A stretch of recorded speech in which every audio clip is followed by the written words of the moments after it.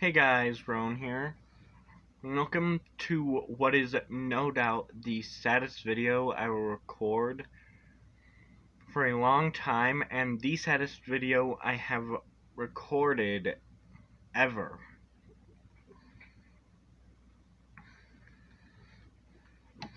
You'll remember that the video I uploaded yesterday was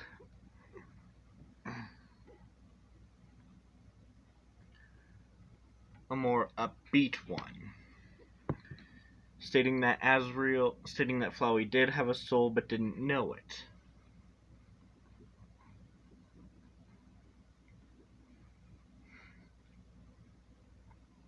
This one takes a completely different turn. This is all the clues that reveal what Chara's backstory is, and it reveals Chara's backstory.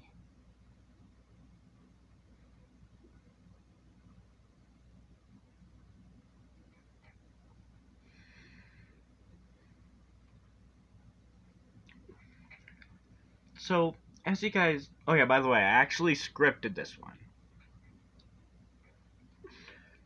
So, as you guys know, Chara is the first human to fall into the underground.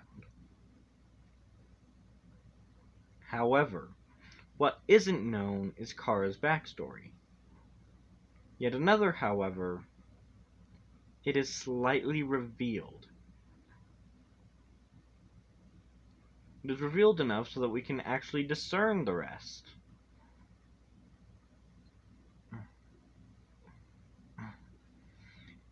It is my proposition today that they didn't fall by accident, and they weren't a sacrifice in some sort of demonic ritual. I have actually seen that theory go around. Didn't last long, but it existed. I did temporarily think that they wanted to see the alleged monsters under... that they wanted to see if the alleged monsters under Mount Ebbitt were real. That didn't make sense. No, I have discovered that everyone's favorite chocolate-loving demon was attempting something much darker. As you all know, there are many things when it comes to weapons and armor.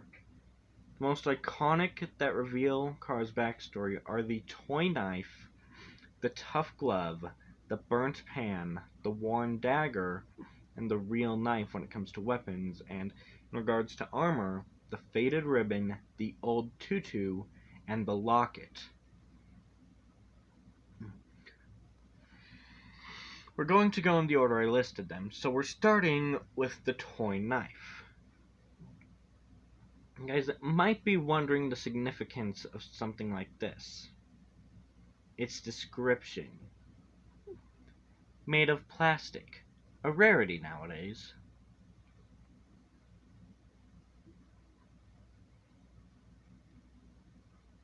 Chara's fall is set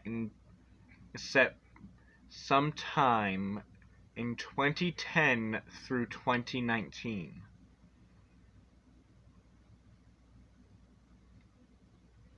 You guys might be thinking, no, that's Frisk's fall. It is not.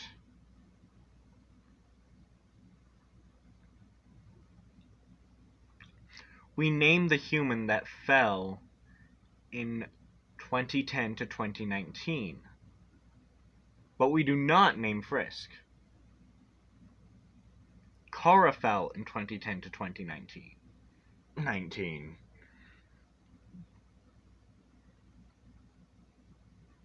Now, due to the fact that you guys say that Frisk fell in 2010 to 2019, you guys might be thinking, oh, no big deal, and then go on your way. However, plastic is something that will always be used for toys like this.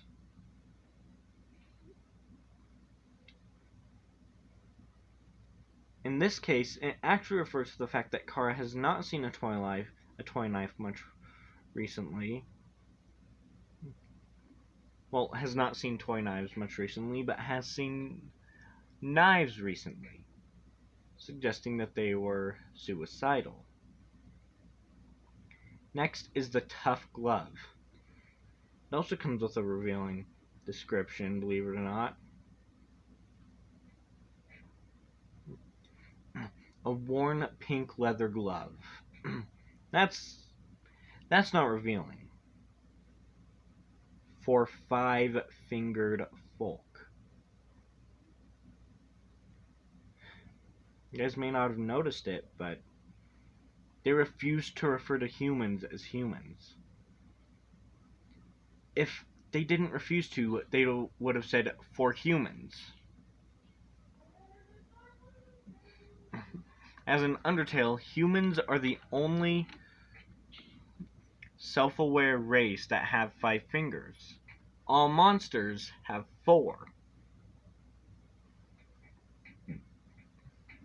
They don't think humanity deserves a name, meaning that they hate humanity. The next target for analysis is the burnt pan. For love of, I'll be right back.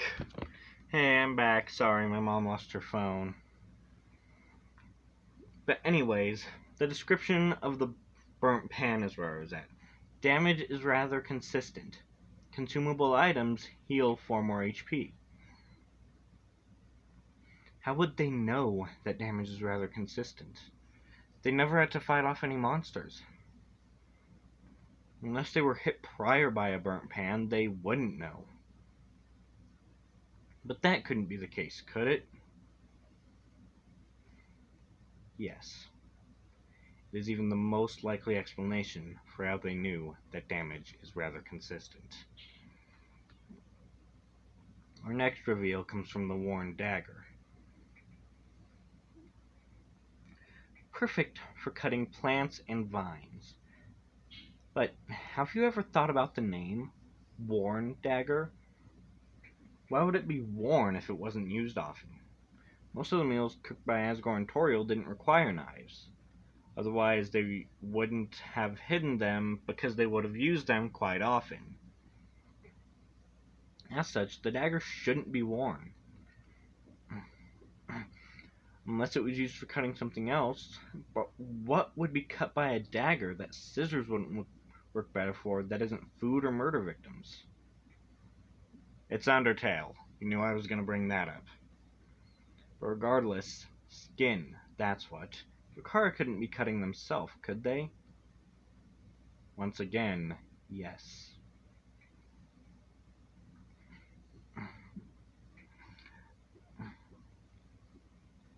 Our last item in the weapon category is the real knife. Description, here we are. Reference to a prior line.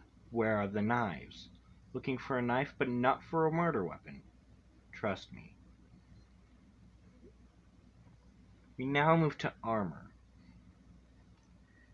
The beginning armor item is the faded ribbon. If you're cuter, monsters won't hit you as hard. Monsters never hit Chara. They have no way to know this. They were under the protection of the royal family. Also, Asgore hadn't made the statement about killing every human at that point. Chara was hit by metaphorical monsters. Chara was hit by humans. Next up is the old tutu. Finally, a protective piece of armor. The old tutu isn't that effective as armor, unless it is effective in some other way, like, say, avoiding punishments from people. As we stated with the last item, Chara was hit by humans. Tutu was the only thing that kept them safe. Next is the locket. You can feel it beating. An actual heart would not fit in a locket like that. Also, the heart wouldn't be beating.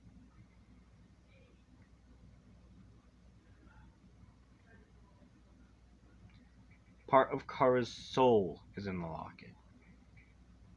Souls do beat in Undertale. Chara wouldn't have placed part of their soul and the locket while they were in the underground, though, as they trust the monsters and even love them. They placed it in there while they were above ground. A way to stay safe, perhaps?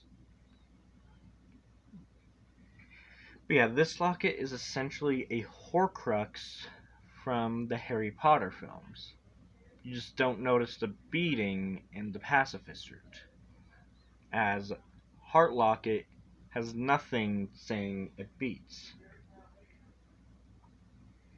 But yeah, thanks to all this data, we actually now have enough information to form a basic backstory for Chara. Chara was born a female. If you see Chara as genetically male, every time I say female, change female to male, but did not identify as such. They told their parents of this, and they started beating them. Chara's parents were huge transphobes. They beat Chara whenever they even suggested that they might not be female. Beatings were less severe if they wore cuter clothes.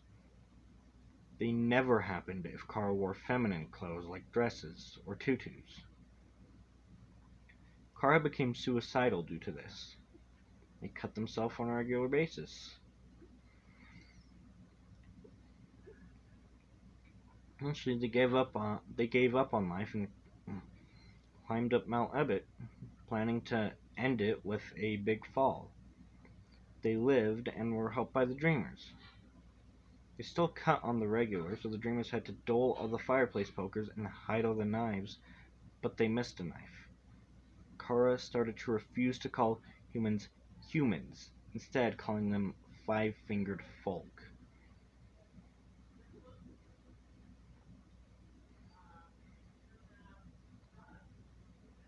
Usually I say if you enjoyed this video, hit that like button, send it straight to hell, but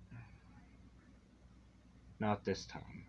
If you enjoyed this video, either you enjoyed learning something new, or you're demented. Because Chara is a child. Well, the ghost of a dead child, but a child nonetheless.